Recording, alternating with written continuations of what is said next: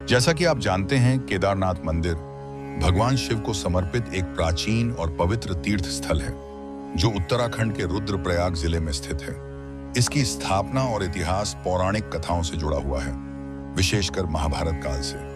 लेकिन क्या आपको पता है केदारनाथ को मोक्ष का द्वार क्यों कहा जाता है और क्यों यहाँ पर भगवान शिव की पीठ की पूजा की जाती है? तो दोस्तों, कहीं मत जाइएगा।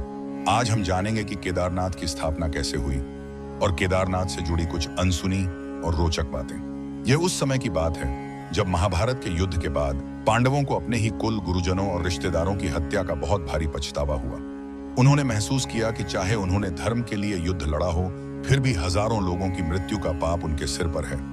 विशेष रूप से गुरु द्रोणाचार्य, भीष्म पितामह और कर्ण जैसे महान योद्धाओं का। उनसे रहा नहीं गया और उन्होंने श्री कृष्ण से पूछा कि हम इतने लोगों की हत्या के दोष से कैसे मुक्त हो सकते हैं। श्री कृष्ण ने उत्तर दिया, हे पांडवों, केवल महादेव शिव ही ऐसे हैं जो तुम्हारे युद्ध पापों को क्षमा कर सकते हैं। उनके दर्शन और तपस्या के बिना तुम्हें मोक्ष प्राप्त नहीं होगा।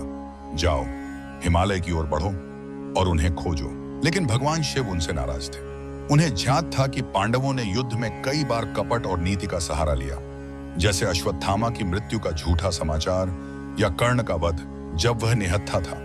इसलिए शिव ने सोचा, जब तक पांडव सच्चे मन से पश्चाताप और तपस्या नहीं करेंगे, मैं उन्हें दर्शन नहीं दूंगा। भगवान शिव हिमालय की ओर चल पड़े।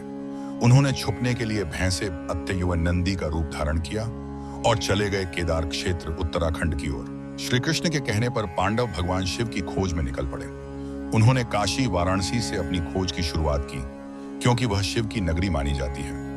वहां शिव दर्शन नहीं हुए, वो उत्तर काशी हो, गुप्त काशी हो और अंततः पहुंचे केदार क्षेत्र। जब वे केदार पहुंचे तो वहां की प्रकृति, शांति, रहस्य और ऊर्जा कुछ अलग ही अनुभव हो रही थी।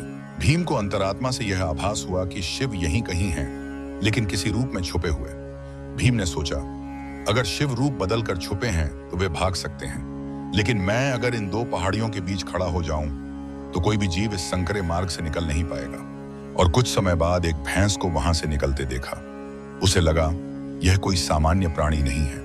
उसने भैंस की पूंछ और पीठ पकड़ ली और कहा, हे महादेव, मैं जानता हूं आप यही कहीं हैं, इस शांत जंगल में, इन पर्वतों के बीच, और शायद इसी भैंस रूप में। भगवान शिव ने देखा कि उनकी पहचान हो गई है तो वे धरती में समाने लगे, लेकिन उनका पीठ वाला हिस्सा बाहर रह गया। फिर भगवान शिव प्रकट हुए और गंभीर स्वरों में बोले, भीम, तुमने अपने बल से नहीं, अपने विश्वास और पश्चाताप से मुझे पाया है। पांडवों, तुमने जो युद्ध में किया वह धर्म के लिए था, लेकिन तुम्हारा हृदय ग्लानि से भरा है। यही तुम्हें मोक्ष का अधिकारी बनाता है। तुमने मुझे ढूंढा, तप किया, कष्ट सहा और अंत में सच्चे मन से पुकारा। मैं प्रसन्न हूं। पांचों पांडव झुकते हुए भावुक होकर कहने लगे, हे महादेव, हमें क्षमा करें। हमने जो किया उसका बोझ हमसे उठाया नहीं जा रहा। कृपा करें प्रभु। भगवान शिव आशीर्वाद देते हुए कहते हैं, मैं तुम्हें क्षमा करता हूं और इस स्थान पर जहां मेरा शरीर प्रकट हुआ है, वहां मेरी पीठ के रूप में पूजा की जाएगी। यह भूमि अब पावन तीर्थ कहलाएगी और इसका नाम होगा केदारनाथ। जो भी यहां श्रद्धा से मेरी पूजा करेगा वह अपने पापों से मुक्त होगा और उसे मिलेगा मोक्ष का मार्ग। फिर पांडवों ने केदारनाथ में भगवान शिव की सच्चे मन से पूजा की और उन्हें पश्चाताप एवं पापों से मुक्ति मिली। दोस्तों, अगर आपको हमारी मेहनत पसंद आई हो तो एक लाइक जरूर दीजिए और ऐसे ही भावुक और सच्चे वीडियो के लिए चैनल को सब्सक्राइब करना मत भूलिए।